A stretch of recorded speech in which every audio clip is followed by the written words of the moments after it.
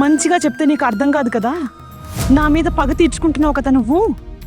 అమ్మా పద, నువ్వు ఇప్పుడే నీ గదిలో పో. అమ్మా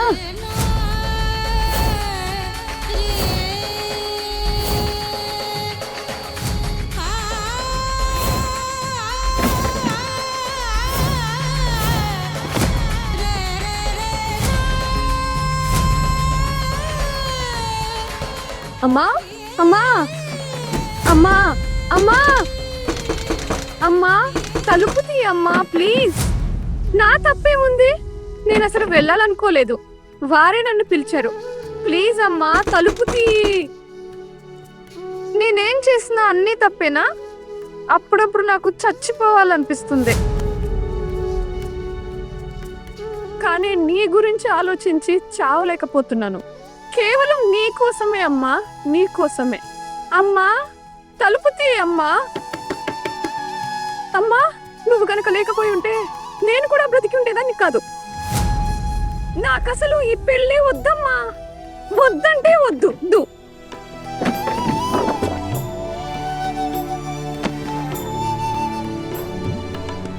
మీరు ఎలాగో నన్ను చదవనివ్వరు, కానీ ఆ అబ్బాయి చెప్పాడు చదివిస్తానని, అందుకని ఒప్పుకుందానమ్మా. బలవంతంగా పిలిచారమ్మా, అందుకే వెళ్ళాను నేను.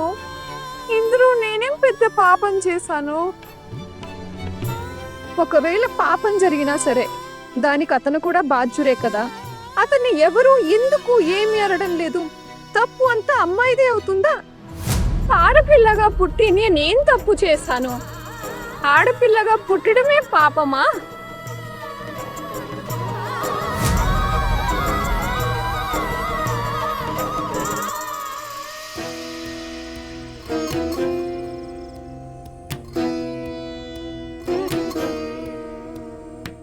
అక్కయ్య, వంట దాదాపు అయిపోయింది.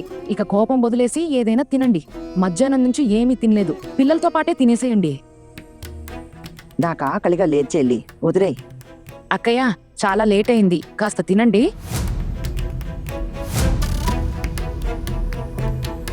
ఏమైంది పిన్ని గారు? అమ్మా, మీ ఆరోగ్యం బాగోలేదా? నాకేం కాలేదు.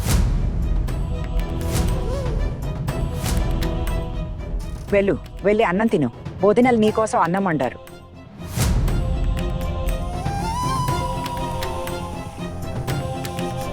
ఏమైందమ్మా? నేనేం చేశాను? ఏమీ తెలియనట్టే అడుగుతున్నావే. ఈ రోజు ఏం ఘనకార్యం చేసి వచ్చావో మాకు తెలుసులే. ఈ రోజు వరకు ఈ ఇంట్లో ఎవరూ ఇలా చేయలేదు. ఎందుకు ఇలా చేసావురా చిన్న? ఆ అమ్మాయికి ఫోన్ చేసి పార్క్కి రమ్మని పిలుస్తావా? ఏదైనా మంచి కుటుంబంలో పుట్టిన అమ్మాయి పార్కుకి వెళ్తుందా? ఏమైనా చెప్పండి వదిన, తప్పు మొత్తం ఆ అమ్మాయిదే. సిగ్గులేనిది. అయ్యో లేదు లేదత్తయ్య, మీరు తప్పుగా అర్థం చేసుకుంటున్నారు. అలాంటిదేమీ లేదు. నేనే ఆ అమ్మాయిని కలవడానికి పిలిచాను. చిన్న, నువ్వు పిలిచావా? అమ్మా, నా మాట వినండి. మీరంతా ఏదైతే చెప్పారో అదే నేను ఆ అమ్మాయికి అర్థమయ్యేలా చెప్పడానికి వెళ్ళాను. ఇందులో తన తప్పేమీ లేదు. తప్పెవరిదో అది నువ్వు మాకు చెప్పకు. నువ్వు కేవలం ఇది చెప్పు, మాది ఏ మాట అర్థం చేయించడానికి నువ్వు తనకి ఫోన్ చేసి పార్క్కి పిలిచావు? పెళ్లి తర్వాత చదువు గురించి కానీ లేదా కాలేజీకి వెళ్ళడం గురించి కానీ అస్సలు ఆలోచించకూడదని చెప్పడానికి వెళ్ళాను. అలాగే BA పరీక్షలు రాస్తానని కూడా మొండికేయకూడదని. ఈ షరతులు తనకి ఓకే అయితేనే నేను పెళ్లి చేసుకుంటాను, లేదంటే పెళ్లి క్యాన్సిల్.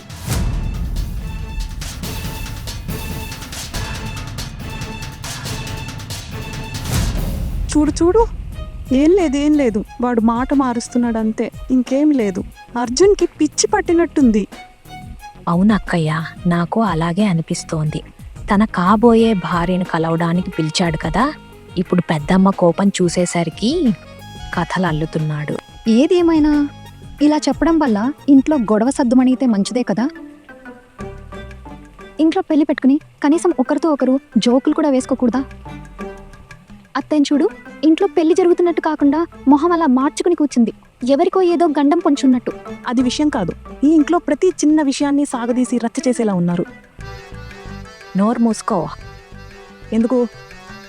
ఎవరైనా వింటే ఏమవుతుందో తెలుసు కదా, నీ పని అంతే. నీ భర్త ఇంట్లోనే ఉన్నారని మర్చిపోయావా? భర్త ఇంట్లో ఉంటే ఏంటి? నేను నిజమే కదా మాట్లాడుతున్నాను. నీ నిజాలు మాట్లాడే గోల వల్లే ఎప్పుడు ఇరుక్కుంటావు, అందరితో తిట్లు తింటావు. అనవసరంగా అందరి ముందు పరువు తీయించుకోవడం అవసరమా? ఇక ఇవన్నీ ఆపేసే.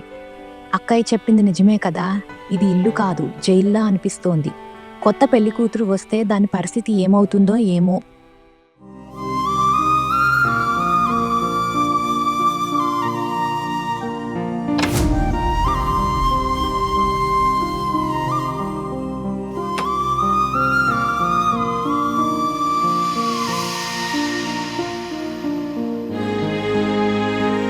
నీకోసం అన్నం తీసుకొచ్చాను.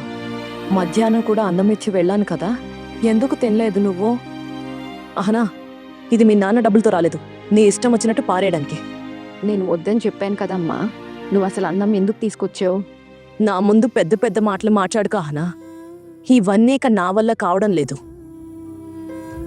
నీ గదికి నేను భోజనం తీసుకొచ్చినందుకు నన్ను వాళ్ళు తిడతారని నీకు తెలుసు కదా. ఇక్కడ నా ప్రాణం పోతుంది ఆందోళనతో. అసలు పెళ్లి జరుగుతుందా లేదా అని అప్పుడే మీ పెద్దనాన్నగారిని వాళ్ళెన్నో మాటలు అనేశారు. ఈరోజు మీ పెద్దనాన్న మళ్ళీ వాళ్ళకి ఫోన్ చేస్తారా? దేవుడా, ఈ పాటికి వాళ్ళు తమ కొడుకుతో కూడా మాట్లాడుంటారో.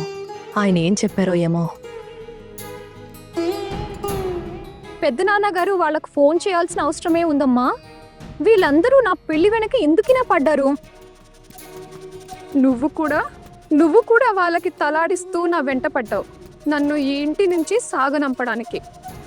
మరి నేనేం చేయాలా అహనా? నువ్వు పెద్దదానివయ్యావు బిడ్డ, నీకు పెళ్లి చేయాలి కదా మరి. లేదంటే జీవితాంతం పెళ్లి కాని కూతుర్ను పెట్టుకుని ఈ పరాయి ఇంట్లో పడుండాలా నేను? నా చేతిలో ఉంటే రేపే నీ పెళ్లి చేసి సాగనంపేదాన్ని. నేను నీకు జీవితాంతం ప్రశాంతతనివ్వాలనుకుంటున్నానమ్మా. అహనా, నువ్వు నన్ను ఇలా ఇష్టం వచ్చినట్టు అనుకో. నీ గురించి నేను ఎంత ఆందోళన పడుతున్నానో మాటల్లో చెప్పలేను. రేపు నాకేమైనా అయితే నిన్నెవరు చూసుకుంటారు? వీళ్ళు చూసుకుంటారా? అస్సలు చూసుకోరు. ఏదోలా ఎవరో ఒకరికిచ్చి నీ పెళ్లి చేసేస్తారు. నువ్వు ఒంటరిగా బతికేస్తానని అనుకుంటున్నావేమో. నువ్వు తప్పుగా ఆలోచిస్తున్నావు. అలా జరగదు. ఈ సమాజం ఎప్పుడూ ఒంటరి ఆడపిల్లని బతకనివ్వదు. అహనా, నా మాట అర్థం చేసుకో. నువ్వు బిడ్డ అన్నం తిను. చూడు, మాటలు పెంచితే పెరుగుతాయి అంతే. ఇప్పుడు అందరూ నా నడుము విరగొడతారా అహనా?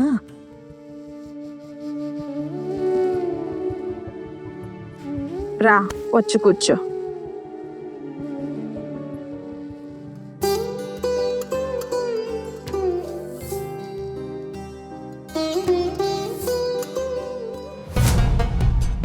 అరే వా కరుణా,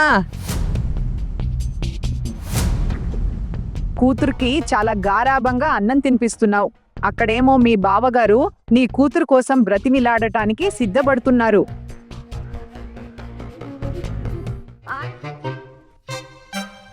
కనేమంది అమ్మా, నేను తనతో ఇంకేం చెప్పానో ముందు అది విను. నేను తనకి చెప్పేశాను, మా ఇంట్లో ఉండాలంటే మా అమ్మ ఎలా చెప్తే నువ్వు అలాగే చేయాలని చెప్పాను. పెద్దలకు మర్యాద ఇవ్వాలి, వారిని గౌరవించాలి, వాళ్ళ మాట వినాలి. ఇంకా అమ్మా, నేను ఇది కూడా చెప్పాను, నాకు బాగా తెలుసు నువ్వు మీ అమ్మకి ఒక్కగానొక్క కూతురివని. బహుశా ఇది నీకు కష్టంగా ఉండొచ్చు, కానీ కుదరదు. ఎలా చెప్తే నువ్వు అలాగే నడుచుకోవాలి. అవునమ్మా, నేను తనతో ఇదే చెప్పడానికి వెళ్ళాను. రేపు పొద్దున పెళ్ళి అయ్యాక నువ్వు నన్ను అడుగుతావు కదా, అరే చిన్నోడా, నువ్వు మీ ఆవిడికి ఇవన్నీ చెప్పలేదా అని. అందుకే ఇప్పుడే క్లియర్ చేసేసాను. ఇన్ని కథలు చెప్పాల్సిన అవసరం లేదు. తనేం చెప్పిందో అది చెప్పు.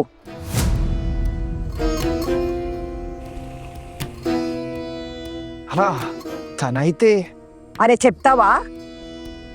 నేను BA ఫైనల్ ఇయర్ పరీక్షలు రాయాలి. ఒకవేళ మీరు నన్ను పరీక్షలు రాయనివ్వకపోతే నేను ఈ పెళ్లి చేసుకోను. సరే, నేను గనక అమ్మకి నిజం చెప్పేస్తే అమ్మ సంబంధం తెంచేస్తుంది. కానీ నేను ఏ పరిస్థితిలోనూ ఈ సంబంధం తెగనివ్వను.